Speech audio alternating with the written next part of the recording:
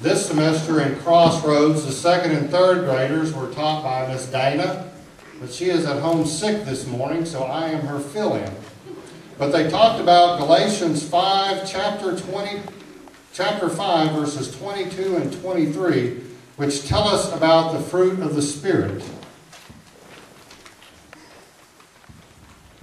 Each week we talked about a fruit of the Spirit and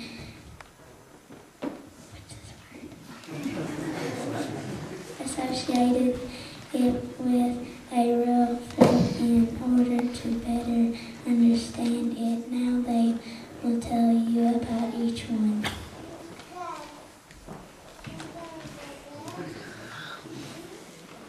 Love is like strawberries because they are red and sweet.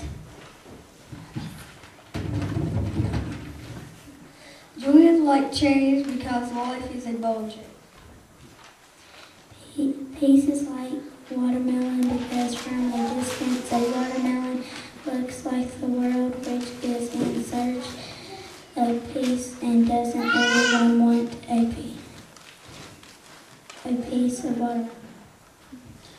Patient is like a banana because you have to be patient while they ripen. Kindness is like grapes because they are easy to share. Goodness is like oranges because they are full of goodness. Faithfulness is like pears because you can always count on pear trees to give you fruit.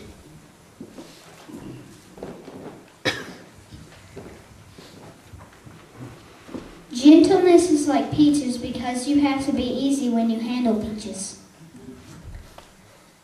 Self-control is like an apple because Adam and Eve didn't have self-control when they ate the apple.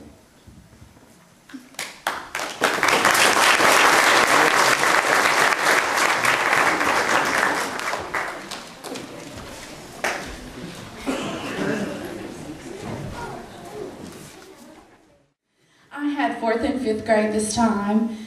We had a good time. Like some others, we had 8 or 10 in class, and 4 have showed up today, so we're glad to have them. We've got Rachel, Michaela, Cheyenne, and Chelsea. We talked about how God can count on us, how others can count on us, and how we can count on God. It was a little packet of stuff I had called Count on Me, and we had a theme, a motto that we used every week. I had a point system, and at the end, if everybody had enough points, we had a pizza party. Points were based on if they brought their Bible, if they knew the motto every week. We memorized memory verses. They recited those every week. And so now Rachel is going to tell us that motto. Learning about God, using the Bible, and living for Jesus. I think those 3 things, again, learning about God, using the Bible, and living for Jesus, if we all can use those things, our lives will be filled with greatness. So now, Michaela, Cheyenne, and Chelsea are going to tell us some things that we learned about. I can count on God's love. Others can count on me to be kind. I can count on God to meet my needs. God can count on me to be a leader. Others can count on me to be loyal. God can count on me to help others. God can count on me. He can count on me.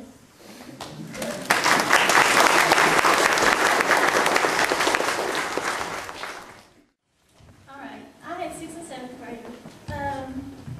Almost came out of the crowd this month. I'm not gonna cry. I sometimes had up to 14. I have Sarah and Whitney, Marion, and Dustin. This morning, it's okay. We're skit, colleges, and we discuss that a lot. It's hard to follow Jesus, especially in this day and time, and these kids are up against a lot in their lives, and it's a big choice to make. And that's what life is. It's about making choices, good or bad. So we're going to do a little skit, and then all the skit we're going to do a little something else. So hang in there with us. I have to fill in from parts. Forget.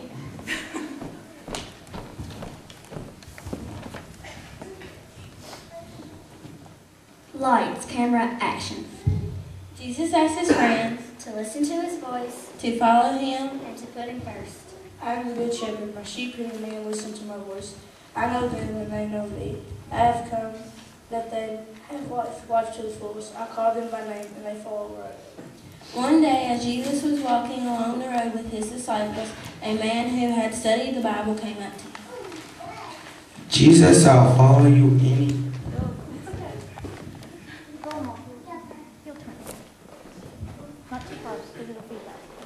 Jesus, I'll follow you anywhere. Foxes has holes and birds have nests, but I have no place to rest. I'm a homeless man. Is that the life you want? I have to think about that. If you want to follow me, you must love me more than parents and friends, more than brothers and sisters. Love you more than brothers and sisters? That shouldn't be too tough. You must love me more than video games and soccer and skateboarding and ice cream and Disney or cheeseburgers. Oh, that's a different plate of taters. You must love me more than life itself. You must carry your cross and follow where I go. You must say goodbye to all your own and follow where I go. We never hear that person again. Following Jesus isn't easy It's not always comfortable. or popular, It's not always fun. but it's always worth it. Then Jesus turned to another person. Follow me. Well, you see, the thing is, first let me go and bury my father. Let me take care of some other things first, and then I'll come later. There will always be things to do. Follow me now. Let those who are spiritually dead take care of their own. I'll have to think about that. I've got a special job for you, if you're willing to do it. Tell others about my kingdom, only those who are spiritually alive. Can you do that? I see. So what do you say? Which kind of life do you choose? We never hear that person again either. Then another person came up to Jesus. I'll follow you, Lord, but first, I want to go home and say goodbye to everyone at home. If you want to begin with me, you need to be ready to go all the way with me. Don't turn around. Don't look back. What do you mean? If you're riding a bike and you're looking back over your shoulder all the time, you're going to crash. New life lies with you before you, not behind you in your old way. Once Jesus told some stories about what it is. You never start building a skyscraper without finding out if you're able to pay for it all, right? Right. Otherwise, you get half done and run out of money and everyone will laugh at you. Right. Or if there's a war, you don't go into battle without first figuring out if you have enough soldiers to win, right? Right. Otherwise, you might lose, right? Right. And so it is with me. Before you say yes to me, you need to decide if you're willing to stick with me all the way to the end. Right. If you won't live for Jesus, Don't pretend to be his follower either Jesus is first in your life, or he's last. there's no in between. Enter through the narrow gates, for wide is the gate and broad is the road that leads to destruction, and many enter through it. But small is the gate and narrow the road that leads to life, and only a few find it. Which road will you choose? Which path will you walk? The narrow. Or the wide. Or the one that leads to life? Or the one that leads to death? The one that leads to Jesus. Or the one that goes away from him? Which way select you?